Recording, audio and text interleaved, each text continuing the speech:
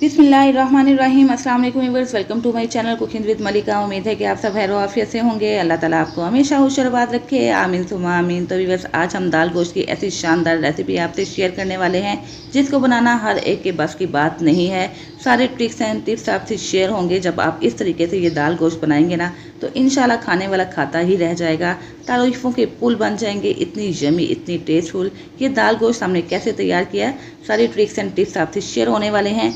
इसलिए आपने इस रेसिपी को बिल्कुल भी स्किप नहीं करना है, बिल्कुल आखिर तक वॉच करना है ताकि हर स्टेप आपको अच्छे तरीके से समझ आ जाए। यहाँ पे हमने 1 किलो दाल ली है और 1 किलो गोश्त ले लिया है। आप गोश्त देख सकते हैं, इसके पीसेस बड़े हैं, तो इसकी आपको टेंशन बिल्कुल भी नहीं लेनी। इसकी हड्डियाँ भी बड़ी हैं और आपने जो बात जहन में रखनी है वो ये कि बिल्कुल आपने हड्डी वाला ही गोश्त यूज़ करना है ताकि हड्डियों का सारा फ्लेवर दाल के अंदर आए, जिसकी वजह से ये दाल बहुत मज़े की बनेगी।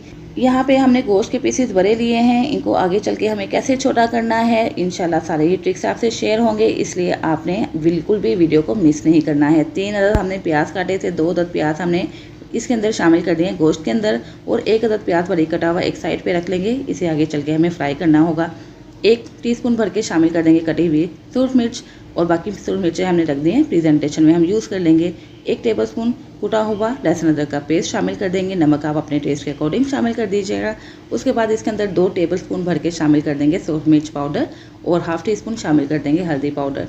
उसके बाद कुछ साबुत मसाले शामिल करेंगे ताकि गोश्त की मखसूस स्मेल खत्म हो जाए। 3 से 4 अदद हमने दालचीनी के छोटे टुकड़े ले लिए हैं, 3 अदद लौंग, 1 बड़ी इलायची और 1 तेज़पात लेकर इसके अंदर ऐड कर देंगे, जिससे कि खुशबू भी अच्छी आ जाएगी और गोश्त की मखसूस स्मेल भी खत्म हो जाएगी। उसके बाद हमें इसके अंदर तकरीबन 1 लीटर के करीब पानी शामिल कर देना है। यह पानी आप उतना शामिल कीजिएगा जिसके अंदर कि ये गोश्त अच्छे से डूब जाए। ये बीफ है यानी कि बड़े जानवर का गोश्त है, गलने में थोड़ा टाइम भी लेगा, पानी भी ज़्यादा लेगा, इसलिए मैंने यहाँ पे पानी का ज़्यादा इस्तेमाल किया है। इसको इन सारी चीज़ों को मसालों के साथ अच्छे से मिक्स करने के बाद इस गोश्त को चढ़ा देंगे चूल्हे के ऊपर, कवर कर देंगे हाई फ्लेम से मीडियम फ्लेम तक हम इसको पकाएंगे तकरीबन 1 से 1.5 घंटा के लिए, ताकि इसका सारा पानी भी खुश्क हो जाए और ये गोश्त गल भी जाए। तकरीबन हमें 90 से 95% तक इस गोश्त को गला लेना होगा। यहाँ पे तकरीबन 1.5 घंटा गुजर चुका है, आप देख सकते हैं कि पानी खुश्क हो चुका है और इसी दौरान में हमने 1 से 2 मरतबा चम्मच भी चला दिया था ताकि ये गोश्त जले नहीं। और आप देख सकते हैं कि यहाँ पे गोश्त के पीसेस इतने अच्छे तरीके से गल चुके हैं कि ये स्पून की मदद से ही अलग हो रहे हैं। और यहाँ पे आके बहुत ही आसानी से आप गोश्त के जितने भी छोटे पीस करना चाहते हैं आसानी से कर सकते हैं। इसके अंदर हमने कुछ और पाउडर मसाले शामिल करने हैं। 1 टेबलस्पून भर के कुछ धनिया पाउडर शामिल कर देंगे जो कि ड्राई रोस्टेड है। 3 टीस्पून मैंने रेड चिली फ्लेक्स यानी कि कुटी हुई लाल मिर्च का इस्तेमाल किया है। और उसके बाद हमने 1 चम्मच भर के शामिल कर देना है दही का। दही शामिल करने के बाद इसको मिक्स करेंगे।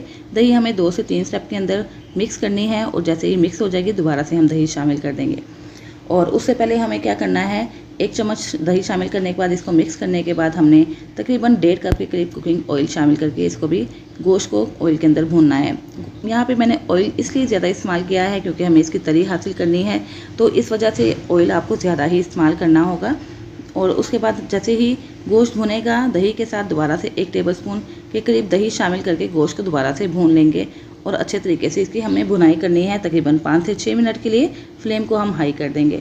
यहाँ पे आप देख सकते हैं गोश्त बहुत अच्छे तरीके से भुन चुका है, इसकी तरी बहुत ही अच्छे तरीके से अलग हो चुकी है और कलर भी आप देख सकते हैं कि भुनने की वजह से कितना अच्छा सा आ चुका है और ये दानेदार सा मसाला तैयार हो चुका है। अब हमने क्या करना है कि इसकी तरी को अलग कर लेना है। ये तरी आगे चल के गार्निशिंग के वक्त आपके बहुत काम आएगी क्योंकि ये बहुत ही ज़्यादा फ्लेवरफुल ऑयल है, इसको आप पहले से निकाल लीजिएगा। तो यहाँ पे आधी कप के करीब हमने ऑयल निकाल के साइड पे रख दिया है ताकि हम इसको गार्निशिंग के वक्त इस्तेमाल कर सकें। और बाकी ऑयल के अंदर हम गोश्त को 1 से 1.5 मिनट के लिए और भून लेंगे। जैसे ही गोश्त की भुनाई मुकम्मल हो जाएगी इसके अंदर शामिल कर देंगे टमाटर। 2 अदद हमने टमाटर ले लिए हैं, इसके छिलके उतार के इसकी पेस्ट बना के इसके अंदर ऐड कर देंगे और इसको दोबारा से फ्राई करेंगे। गोश्त की भुनाई बहुत अच्छे तरीके से करनी है ताकि गोश्त की जितनी भी मखसूस स्मेल है ख़त्म हो जाए। जितनी अच्छी भुनाई करेंगे दाल के अंदर उतना ही अच्छा फ्लेवर आता जाएगा। तो ये कौरमा तो हमारा तैयार हो चुका है। अच्छे तरीके से इसको मिक्स करने के बाद इसके अंदर तकरीबन 1 कप के करीब पानी शामिल कर देंगे। पानी ऐड करने के बाद इसको मिक्स करेंगे, कवर करके 3 से 4 मिनट के लिए हाई फ्लेम पे पका लेंगे। और इस तरह हमारा ये कौरमा तैयार हो चुका है। इस कौरमे को हमने रखना है एक साइड पे और आगे चल के हम इसको इस्तेमाल कर लेंगे। ये देखें इतनी अच्छी इसकी खुशबू आ रही है कि जब आप इस तरीके से इस गोश्त को बनाएंगे ना तो गोश्त के सारे ही मखसूस स्मेल ख़त्म हो जाएगी। एक साइड पे इसको रखने के बाद अब हमने क्या करना है, दाल की तरफ आ जाना है। दाल को बॉईल करना है। बॉईल करने से पहले आपने इसको बहुत ही अच्छे तरीके से धोना है और भिगो के रखना है। 2 घंटा के लिए इसको भिगो के रखेंगे ना, ये देखें हाथों से टूट रही है, इतनी सॉफ्ट ये दाल जब आप तैयार करेंगे ना, यानी कि धोने के बाद इसको भिगो देंगे, या तो 2 घंटा के लिए भिगो दें या ओवरनाइट के लिए, तो इस तरह आगे चल के जब हम इसको बॉयल करेंगे, पकाएंगे, तो आपको बिल्कुल भी ज़्यादा टाइम नहीं लगेगा और बगैर प्रेशर कुकर के बेहतरीन किस्म की दाल आधे घंटे के अंदर गल के तैयार हो जाएगी। दाल के अंदर हमने तकरीबन 2 लीटर के करीब पानी शामिल कर दिया है। 1 किलो दाल है, इसके अंदर 1 टीस्पून हमने हल्दी पाउडर शामिल कर दिया है और आधी मुट्ठी के करीब धनिया और पुदीना भी यहाँ पे आके शामिल करेंगे ताकि इसका अच्छा सा फ्लेवर आ जाए दाल के अंदर, और दाल को बॉयल आने देंगे। इन सारी चीज़ों को मिक्स करने के बाद हमने फ्लेम हाई कर दिया था और दाल जैसे ही बॉयल होगी ना, आपको इसके ऊपर से झाग नज़र आना शुरू हो जाएगी। इस झाग को आप अलग कर लीजिएगा। बाकी जो झाग है, जैसे ही दाल गलेगी पकेगी तो ये झाग खुद ब खुद ख़त्म होती जाएगी। और झाग को रिमूव करने के दौरान जो पुदीना आ गया था उसको धो के हम दोबारा से इसके अंदर शामिल कर देंगे और इसको पकने के लिए छोड़ देंगे। कवर करके हमने इसको लो फ्लेम पे तकरीबन आधा घंटा से 35 मिनट के लिए पकाना है। इसी दौरान ये दाल बहुत अच्छे तरीके से गल जाएगी। और जब तक ये दाल तैयार होती है, हम जल्दी से तड़का भी तैयार कर लेते हैं। 1 से 1.5 चम्मच के करीब हमने कुकिंग ऑयल एक पैन के अंदर शिफ्ट कर दिया है। इसके अंदर एक प्याज जो हमने बारीक बारीक कट करके एक साइड पर रखा था, इसको शामिल करने के बाद इसको हमें गोल्डन कलर आ जाने तक फ्राई कर लेना है। ये प्याज हमारा फ्राई हो चुका है। इसमें से आधी प्याज हम निकाल के रख लेंगे और बाकी प्याज और तेल को हम आगे चल के दाल में शिफ्ट कर देंगे। आधी प्याज कहाँ जाके हम यूज़ करेंगे, जो हमने निकाल के रखनी है। इंशाल्लाह जब आप इस वीडियो को आखिर तक वॉच करेंगे तो आपको बिल्कुल अच्छे तरीके से समझ आ जाएगा। यहाँ पे दाल को गलते हुए तकरीबन 30 मिनट गुजर चुके हैं और ये दाल आप देख सकते हैं कि हाथों से ही बहुत अच्छे तरीके से मैश हो रही है। बस इतनी ही गली हुई दाल हमें चाहिए, जो कि हम तैयार कर चुके हैं। उसके बाद हमने जो कौरमा तैयार किया था ये दाल के अंदर शिफ्ट कर देंगे। इसके गोश्त की हड्डियाँ और गोश्त भी इसके अंदर ऐड कर देंगे। इसको अच्छे तरीके से मिक्स करेंगे। अभी हम हड्डियाँ यहाँ पे आगे अलग नहीं करेंगे। दाल के साथ पकाने के बाद हमें हड्डियों को अलग करना है और सर्विंग के वक्त बोटियों को भी आप बिल्कुल छोटा छोटा कर दीजिएगा। और इस तरह कितनी आसानी से आप बोटियाँ भी छोटी कर पाएंगे बगैर टोके के, और हड्डियों का फ्लेवर भी हासिल करने के बाद इसको अलग कर पाएंगे। इसको हमें दाल को थोड़ा सा घोटना होगा। घोटने के लिए हमने एक मदनी का इस्तेमाल किया है। यहाँ पे आप मदनी देख लें या आप इसको मदानी भी कह सकते हैं। ये आपने इसके अंदर घोटनी है। दाल को हमें इतना घोटना है कि ये बिल्कुल भी मैश ना हो जाए और इसके ताबत से जो पीसेज हैं ये भी बाकी रह जाएं। बस इतना हमें तकरीबन 4 से 5 मिनट तक इसको घोटना है, क्योंकि दाल आप देख चुके हैं बहुत अच्छे तरीके से गली हुई है। 4 से 5 मिनट के अंदर ये घोटा लगाएंगे ना तो दाल बहुत अच्छे से मैश भी हो जाएगी और साबुत भी रहेगी। साबुत मसाले जो हमने शामिल किए थे अलग कर लेंगे और उसके बाद 1 टीस्पून भर के ज़ीरा शामिल कर देंगे जो कि साबुत है। 1 टीस्पून भर के हमने शामिल कर दिया है गरम मसाला पाउडर जो कि ड्राई रोस्टेड है। यहाँ पे आके हमें धनिया के पत्ते, पुदीना के पत्ते भी शामिल कर देने हैं और साथ ही कुछ हरी मिर्चें जो काट के रखी थी वो भी थोड़ी सी इसके अंदर ऐड कर देंगे। बाकी हम गार्निशिंग के वक्त यूज़ कर लेंगे। इन सारे मसालों को इस वक्त ऐड करने से बहुत ही अच्छा फ्लेवर आएगा दाल के अंदर और एक फ्रेशनेस से एहसास होगा दाल के अंदर। इस वजह से आपने ये सारी चीज़ें बिल्कुल आखिर में शामिल करके बस 2 मिनट के लिए इसको दम पे रखना है। उसके बाद आपकी बहुत ही लजीज और यमी किस्म की दाल गोश्त की रेसिपी तैयार हो जाएगी। इसको आप इंजॉय कीजिए, नान के साथ, खमीरी रोटी ले लीजिए, पराठा के साथ इंजॉय कीजिए, चावलों के साथ खाइए, जिस तरह भी खाएंगे, जैसे भी खाएंगे ना, इंशाल्लाह आपको बेहद मज़ा आएगा।